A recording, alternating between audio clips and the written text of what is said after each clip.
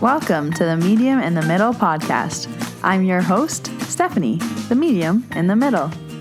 On this podcast, I share my journey as a developing psychic medium, as a Reiki master teacher, as an Akashic record practitioner, and anything else that's thrown my way. Hello, Middlers! Welcome to episode 163. My name is Steph. I am the medium in the middle, and I am back. Unexpectedly, I got sick last week, and I wasn't able to record the podcast. I was so raspy, but I'm on the mend. I'm still not at 100%, but we are getting there, and we are back with a new episode this week. So I thought I would come back with something I've been talking about a lot in the past week with my mentorship clients, and something that I'm going to bring to the mastermind as well, about spreading your seed. Now, I'm going to be talking about this from a Reiki lens, but I want you to know that no matter what your thing is, this podcast will apply to you. If it's a business, if it's just sharing your offerings, if it's getting yourself out there, you need to hear this episode, so stay tuned. But first, I'm going to pull a card because I haven't pulled a card for you guys in a while. It feels like a long time, and I've been really vibing with my card decks. So I'm going back to my original deck, the Colette Baron Reed Enchanted Map deck. I love to see you guys getting this deck too. This is my first deck that I ever received, and I received it when I was doing my Reiki Masters course. I received it as a gift, and it was the first deck I ever started using, so it's the deck I'm most comfortable with. It has a lot of my energy on it. I really like to use it. I used it today with my clients. So for the podcast, I always ask, what do you need to know? What do you need to hear whenever you listen to this episode? Whenever 163 falls in your ears, what do you need to know? And I pulled the card 29, Coming to Life. Something beautiful is being born in your life. When you look at your life, can you see how you've grown and evolved over time? Perhaps you've shed skins and identities and created new ones, or at the very least, matured in your ideas about yourself and the world you inhabit. You know things take time, and Spirit's timeline is rarely in sync with your own. This card indicates that a long-held dream is beginning to show signs of life. You must not try to coax it along or shape it according to your desires. Spirit knows the best form for the manifestation of this dream, and your life can become even better than you could possibly imagine. Now is the time for reverence and awe. Allow the contours of your path to be carved by the hands of the divine. All you have to do is show up. Okay, I'm also going to read the reverse because I feel like some of you might also need to hear this. The Coming to Life card is a gentle reminder to get out of your own way, to let go and let Spirit lead. New life is unstable in the beginning and needs gentle care.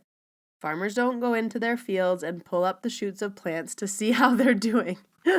That's funny. They know that everything has its own cycle of growth. Let nature take its course. Find another thing to focus on right now. Simplicity and small steps are the order of the day. When the time is right, you will see the miracle. I like this card, Coming to Life. As always, if you want to see the card, I do post it on Instagram. And as a reminder, I only have one Instagram, at Medium in the Middle. I will never DM you ever first. I will always respond to your DMs. But if you received any messages offering a reading that someone was called to your energy, grand rising, it wasn't me, it was a scammer, please block and report them. My only account is at Medium in the Middle, but I post the card every week. And we have lots of fun over there, so come hang out on Instagram. I keep saying we. It's only me over here. I mean, Spirit's here too, probably, some ghosts, and Archie, my dog, but it's just me. But when I say we, I guess it's like me, Spirits, Archie are all at Medium in the Middle headquarters, HQ. I thought I could get away with not fully announcing this, but I've been asked too many times this week. So yes, I have removed Akashic record readings from my website. I have been slowly phasing them out. When I saw Janice, the psychic, last year, and she said that I'm outgrowing things and I need to kind of whittle down on what I'm offering, like Akashic records just came to mind. And I've been just, to be honest, raising the price. But then people were still booking them. And finally I was like, I need to manually take this off my website. Like I'm just being pushed that this isn't where I need to be spending my time. It's hard when you're good at something and you like it, but you don't love it. So in all the things that I do, just Akashic Records is at the bottom of my list. Like when I would see it on my schedule, it's just like, When I see like Reiki or PSYCH-K or a training or a course, I get so excited and so lit up and so passionate about it. So I've removed them from my website. Yes, you can no longer book them. It's something that I don't know if it will last, if it's just for now. I will see kind of where I'm called to do. I know that's so cliche to say, but for right now, I just know I have to dial it in and focus on what I'm obsessed with. And these are hard decisions to make because, again, you can be good at something, but not have time for it, not want to do it. And I find this was a hard decision when I used to teach CrossFit and I used to teach yoga, both two things that I freaking love. And my schedule just got too busy and you have to make a choice of like, okay, I like yoga, I like teaching yoga. Do I still have time to teach yoga? And, I went from teaching 5 classes a week to 4 classes a week, there 3 classes a week, 2 classes a week, and then you finally give up your 1 class a week. You're like, oh no, like there's this chapter that's closing, but it served its purpose. And even with CrossFit, I would love to still coach. I miss it all the time. I go to CrossFit every day though, and at this point in my life, I'd rather be an athlete and just go to class, do my workout, and leave. So we are sunsetting Akashic Record readings, and another reason why I need a new intro, because who I am is changing, what I offer is changing, what I'm passionate about is changing, what I want to help people with is changing, and I'm really pulling into that education, mentorship, one-on-one, masterminds, teaching Reiki, doing advanced courses, so many things. So you guys caught me. Now you know. Moving into announcements.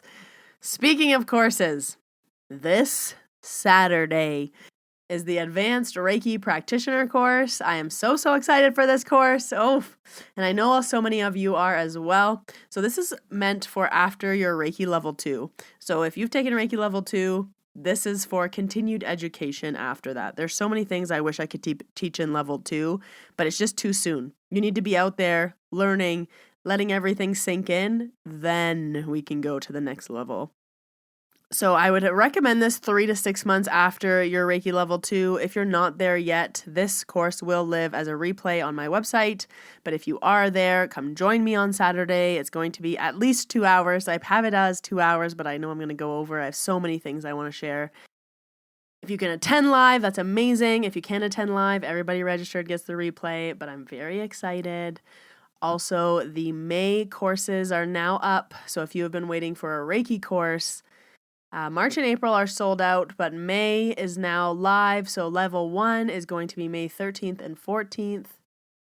And level 2 is at the end of May 27th and 28th. So if you've been waiting for a Reiki course, they are there. Those are all my announcements. So today I want to talk about the idea of throwing your seeds. And I have a lot of analogies for a lot of things, but one of the biggest questions I get asked is, how do you grow a Reiki business? Or any business? How do people find you? Okay, Steph, I'm a Reiki practitioner, now what? Okay, I took this course in XYZ, now what? Okay, I now do this, now what? And I was having a conversation with one of my mentorship clients, and I said, you have to think about it as throwing your seeds. You need to tell everybody about you. You can't hide under a rock and just think that they'll find you. You can't not have any social media and just think that they'll find you. You can't not be on any websites anywhere and just think that they'll find you. Your full-time job is now, how are people going to find you? If you can't list 10 ways off the top of your head that people can find you, you better start figuring out 10 ways that people could find you. So the conversation was around kind of this idea of like throwing seeds. And I imagine like me holding a big bag of seeds, walking in a field, and I'm just like throwing handfuls of seeds everywhere. And I don't know where they're going to land, and I don't know what's going to grow or not grow, and I don't know what seeds are going to, blossom, which ones are going to die, what's going to turn out great, what seed might have, two things grow out of it. But I think of everything that I offer as a seed. This podcast is a seed. And even if you never are a customer, you don't know what's going to happen in 1 year from now. I've had people say, hey, Steph, I've been listening to your podcast for 2 years. I finally booked a session. Amazing. That was a seed I planted 2 years ago. Hey, Steph, I've been listening to your podcast for a week and I just booked a session. Amazing. That's a seed I planted a week ago. But how are people going to find you? You literally need to think about this. So I was talking and having this conversation around, obviously, Instagram, Facebook. You want to be in front of as many eyes as you possibly can, showing up on stories, posting. People don't know who you are. Tell them who you are. People don't know where you work. Tell them where you work. People don't know how to book with you. Tell them how to book with you. People don't know what to offer.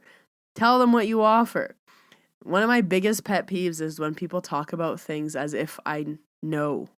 Like, oh, I do this. No, I don't. Tell me about it. Tell me where you work. Tell me over and over and over again every single day, because everyone's seeing different things every single day. I was really reminded this, and I needed this reminder, so I actually thanked this person in the moment for the feedback. It was when I was running my Midler Mastermind, which is my monthly business development mastermind. I started it last month. It's going for 6 months. The doors are now closed. It's sold out. But I was talking about business and just a few things in the first meeting. And I said something along the lines of, and it's interesting that 3 of you registered yesterday, because 3 of the members registered the day before we started. And one of the people in the group raised her hand and she said, I just want to tell you this. She's like, I registered last night because that was the first time I saw it. And she said, I got the email, but I didn't open the email until last night. And I said, oh my God, this feels so aligned. Yes, it's a yes from me. And I signed up. And she even said, she's like, but it's a good reminder that we think we're shouting things from the rooftops and we're just broken records saying the same thing over and over and over and over again. And then here it is the day before cart closing, which is when your offer ends. Someone was the first time hearing about it. And I looked at her and I said, thank you so much for that feedback. I needed to be reminded of that because you feel annoying. I feel like I'm saying the same things over and over again. I feel like I keep saying, my Reiki trainings are held virtually. I hold them once a month.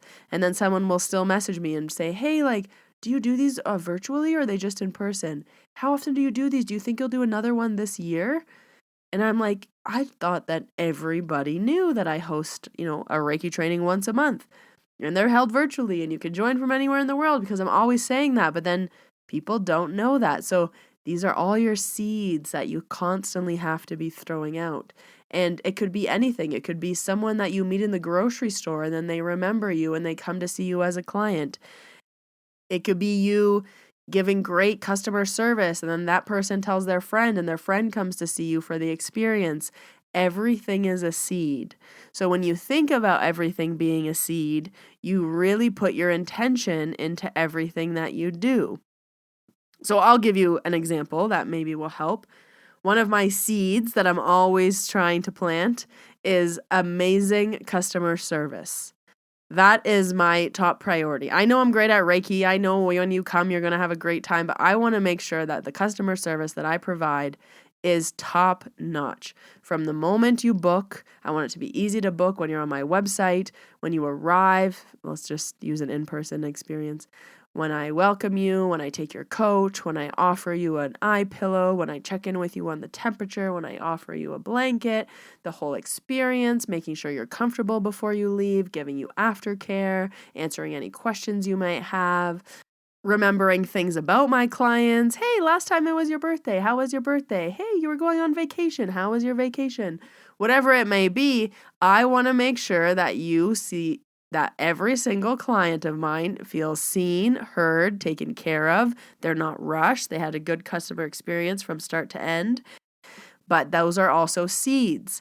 So people are like, hey, I went to Steph and she remembered it was my birthday last time. Or maybe when they're saying, hey, I have this really good Reiki girl you should try.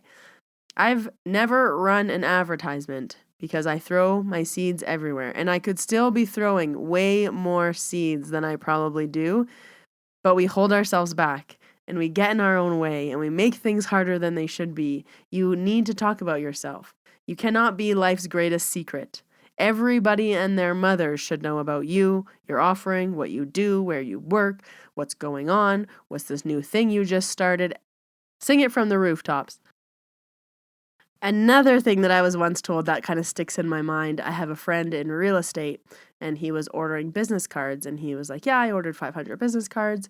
And I was like, oh, cool. Where'd you order them from? How much were they? I was like, I order from Vistaprint. Side note, Vistaprint is a Canadian company that I didn't know didn't exist in the States. And it's actually from my hometown. Fun fact. Anyways, so it's just like this printing company. And he was like, yeah, 500 cards won't last me long, but, it's a good place to start. And I was like, what? 500 cards won't last you long? I was like, 500 cards will last me like 2 years. He's like, you're doing something wrong if 500 cards will last you 2 years. I was like, what? He's like, your business cards are not yours to keep. He's like, give one to everybody. Leave them everywhere. He's like, everywhere I go, I bring my business cards. Every person I meet, I give them a business card. He's like, if I'm at a coffee shop, I leave my business card on the table. He's like, no matter where I go, he's like, it's my job to get rid of those business cards. And I was like, you're so right. Why am I over here saving my business cards? Why is 500 business cards lasting me 2 years? That's embarrassing. That's not even a business card a day. And it just is another example of we will hold on to our business cards. We won't pull them out when someone asks what we do.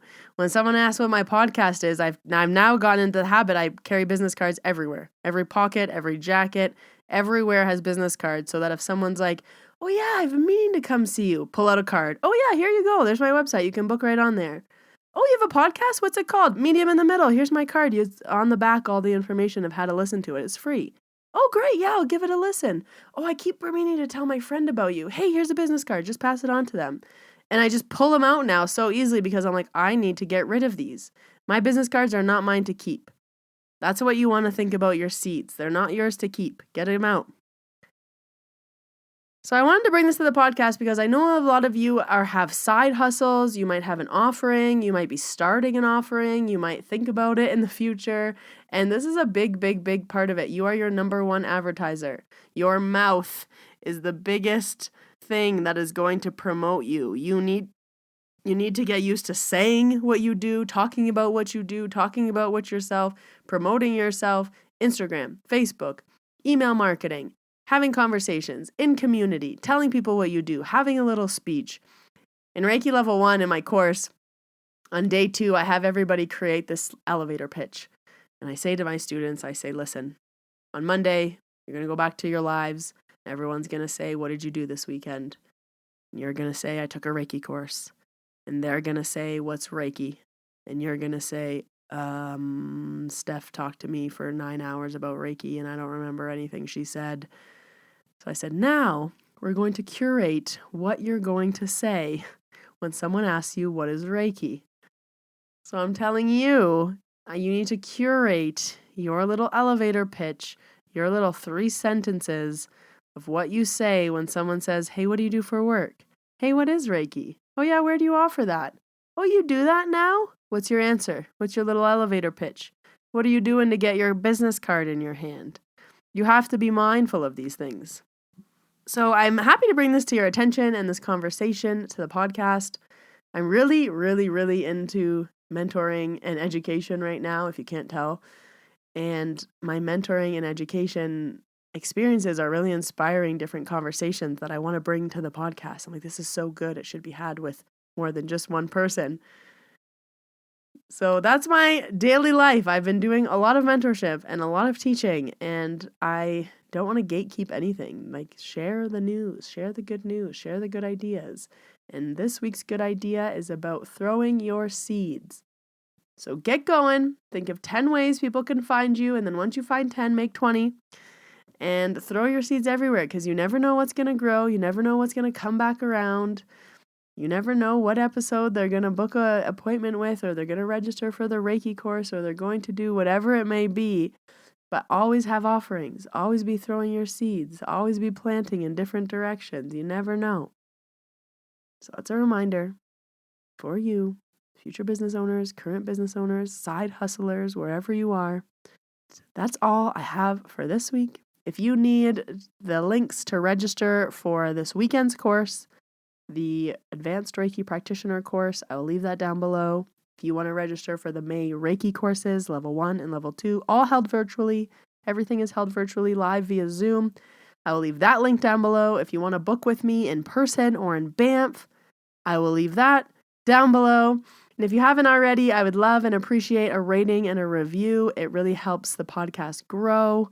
5-star rating and a review wherever you are listening.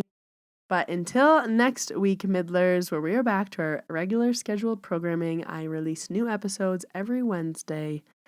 I will see you in your ears, and I hope you have a wonderful week. Bye, everybody.